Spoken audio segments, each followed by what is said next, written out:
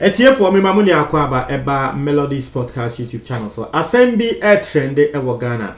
Efa the communication minister eye Osla Owusu Ekufu. Ensembia wode atudwa ensembia Ghana for so interpreti sebe ensema wode atudwa no. Na metro bibia se na wehu de so ansa na ebe to us on subscribe na click notification bell no eno na eda screen so say we ya na say latest news bia ba wonsa ebeka. Nanseya yebeka say within end 1 week ni the communication minister the see and say na one youth yebeka say youth of Ablekuma West MPP youth omo organize summit womo etonsa efre communication minister no na woba ho no wobeka say na asema na wono de work because it is an MPP youth summit it is MPP for mebunu and atonsa friend nti asema na no de work ni nia ne say akoye say MPP youth no womo da in a sense the messages they have to send across no they are not sending it across because wono was say Ghana for sorry womo se Akufo-Addo ba wonye hwe Akufo-Addo ba wonye hwe but it is up to the MPP youth say womo be sorry at trumpet on the achievement of Akufo-Addo obaye enyama awaye na Ghana fo ne ehu say oh okay Akufo-Addo yes she was actually charging them up but waka asembia asem no wo dwe ho akoye say na wo pese wo di Ghana fo ebimu atem na me reading the statement no say if someone complains that since the MPP came he or she has not benefited anything, ask the person if he or she did not hear it raining when he got out and saw it is wet. Didn't he see? Not just say waka say wo bia waka say be MPP mo nya hwe no e na wo bu be etre say sebe say wada insiato na wada na wanti a onya ne ya wo kwa abontin so we hu fom say fom afo ama wo we hu aka say intimi da insiato inti eno bebu a wo de femu na wo wie na ote aso ahase na nsem no wo no wo wie na ote aso say is this not witchcraft? Not say wo bia wo ka say Akufo-Addo baaye wo onye hwe no sebe adsem na wo ka no ana ade na wo ye no sebe enye abeyisem ana. I say when someone is complaining, shut the person down.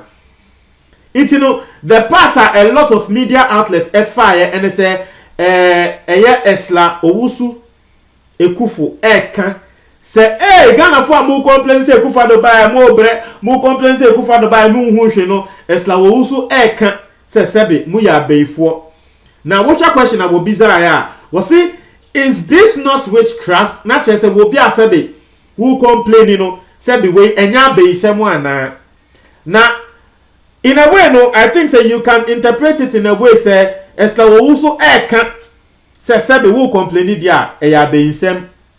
But in natural sense no oputi the statement in yebeka say in a question form say why will complain say Akufo-Addo ba wonye sebe complaining now complaining enya beisem na wo ya na it nkofu bebre efa sa ensem no a lot of media outlets fire one more kasa. Now I've seen comment from Ghanaian actress your friend Fela Makafu Fela Makafu also comment on this particular statement. I want also say and they say na Ghana there ye nia ya abefo because ye nia ne ye complain say Akufo-Addo ba enko ye na wo ba bonten minister as a minister wo ba bonten ya be kan nsem bi say dia they say Ghana there wo pesa wo ka say ye nia ye befo no na nkofu bebre etwabo minister no nkofu bebre etwabo na omo trese wo ye arrogant wo nim kasa wo ye very arrogant wo mu twabo no na eno ama minister na babontin e de nkrata abetudwa na me pese me read the statement wo de betudwa me pese me read it trail was say the attention of the office of the member of parliament for Ablekuma West Miss Esla Owusu Ekufu has been drawn to the false and misleading headline and story originally published by My News GH on 21st October 2019 and which has subsequently been published by other media houses suggesting that the member of parliament has called Ghanaians witches for complaining about the MPP government. Now, what's your opening paragraph? Now, the what can I say? Nkofo yi na sutre and I go for in so trace say yes say one no African form before say one more complaining say enkoye e Ghana. Now these are her points. Was say one, the member of parliament never called anyone a witch for complaining. It was say that be one free will be a will complain be as a way before.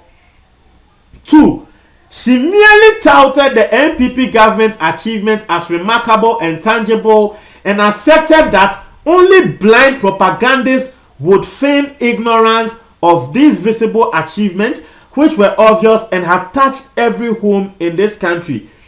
Now second point, waka brofu bebre the what can they say?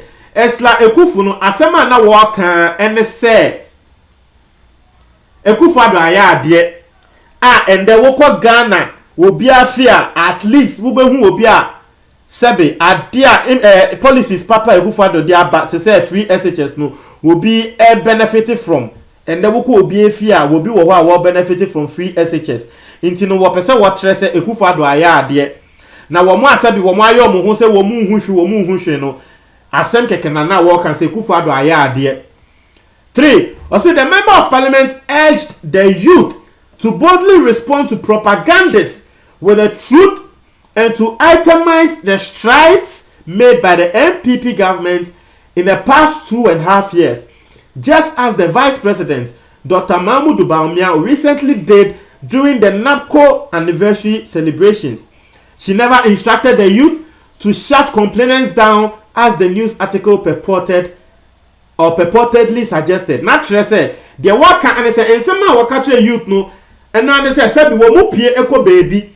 Now will be air cancer bonnet afa NPP abai mu ni ho a. Womu youth no because they stand for NPP no. Womonka senti asan de pakone say Ekufu ado ayese womonche ni pakone prove to say senya Bawumia na nsenya wakoye ye e wo NAPCO anniversary celebration no eno ana omonye.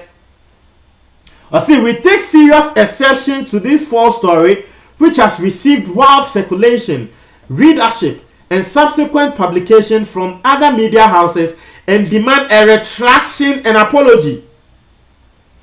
The office also urges the public to disregard these false media reports and treats them with the contempt they deserve. Ms. Owusu Ekufu respects the right of all Ghanaians to have their own opinions about any issue, though she may not agree with it. She will continuously proclaim the envious achievement of the NPP government to all and not relent in diffusing the false reportage and veiled propaganda put out by others. Wonsha nsema wode atoja brofonsem bebre na ne tenten ene ne tietie mu de wo pese wo kire ase ene se wan kan bibia asa but sources extra say indeed one nkrofo ne kasa ye no she made such a statement just that the heading na my news GH4 edeba ye no enye sa akoye say it's their own interpretation. And it is not wrong for them to interpret it that way. Because you will be there, your friend. I think the law of reference and Abibisa. You find say me can say everybody goes to school. You find say me can say oh everybody goes to school. Maybe you my son so abeka say everybody who goes to school is a boy.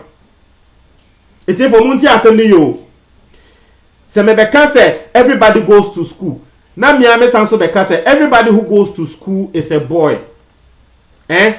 Indirectly no, wo bi betumi atina baby aka say asema me pese me tre no, me pese me tre say boys pe e go school.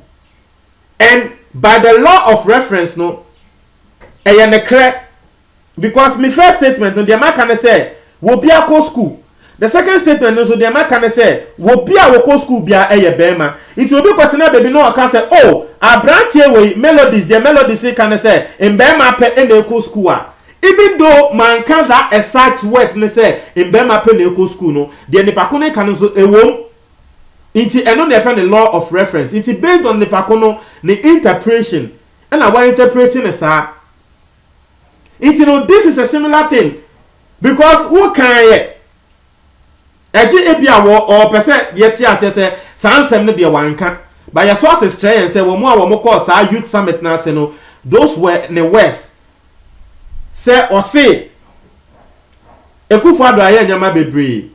Na wo mo ka se wonye hwe no, sebe enye obi be say na we enye nkrasesem, ana obi be say na we sebe enye beinsem. We hu se me yade, wo se me nye sebe enye beinsem. Obi betumi akogina bebi aka say abranche be wo se mo a mo se wonye hwe no wo ye mbei mo ye beifo. Ati ase se obi koka wo bebi ebi a wo ka wa se mo bebi na waka say na de abranche ye enye beinsem ana. Obi betumi gina bebi aka say wa wo ko complain ye no wo se wo ye beifo. Even though one kasa west say o nipa ku ye beifo no, by law of reference someone can interpret it that way. Until the ministers of the state eto de bia modern nsem bia ba abonten a mon fambra abonten ye mon hwe se ne modern nsem no ebe ba abonten. But wa ba abonten say that particular thing no enye san na tie enye san na e wo say ye interpreting no. But eye me de say enkrata na wo de ba abonten wo no ankasa ye say wo no ankasa entumi ntre nkrofo se nya wo mo interpreting nsem ana se nya wo mo picking opinions on matters. But I think she's actually responding to this because a lot of people are bashing her. Who share social media na nkrofo bebre din attempt say wakoka nsem bi say. Intino eno ne nsem a eda ho tie for mo ntre mo adwen e wo comment box ni mo me da say.